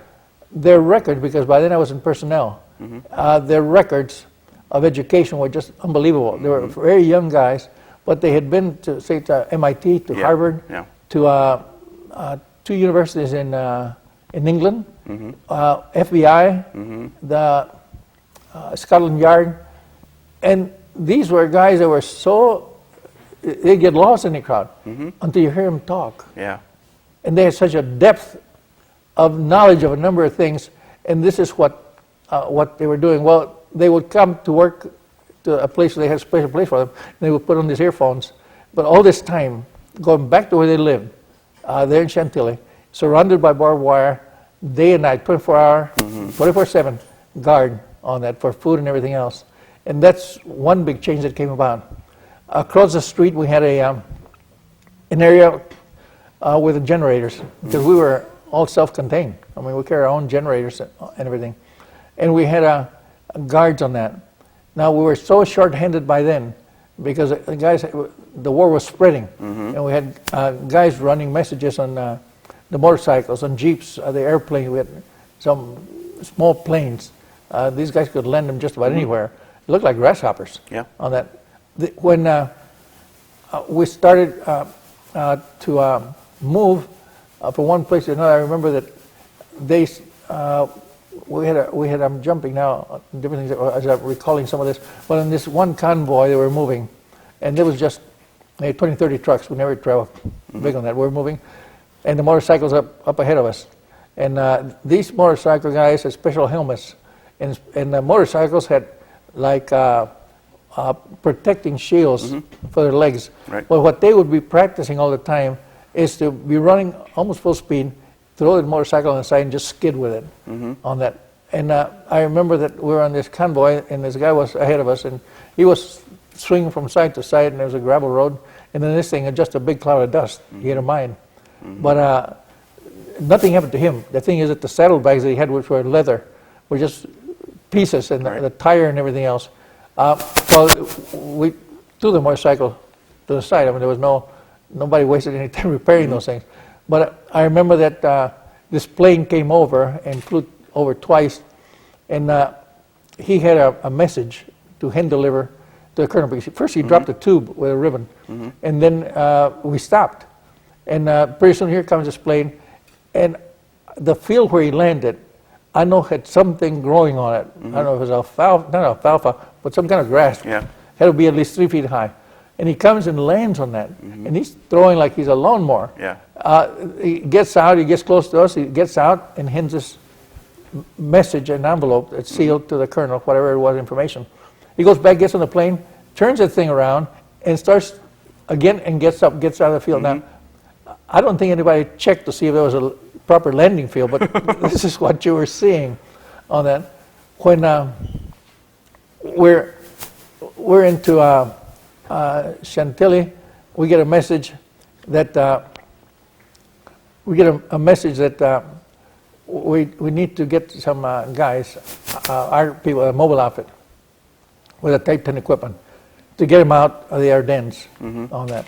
Now, I had been to Reims once before. I forget the reason for it, but I had been there once. I have a record of it.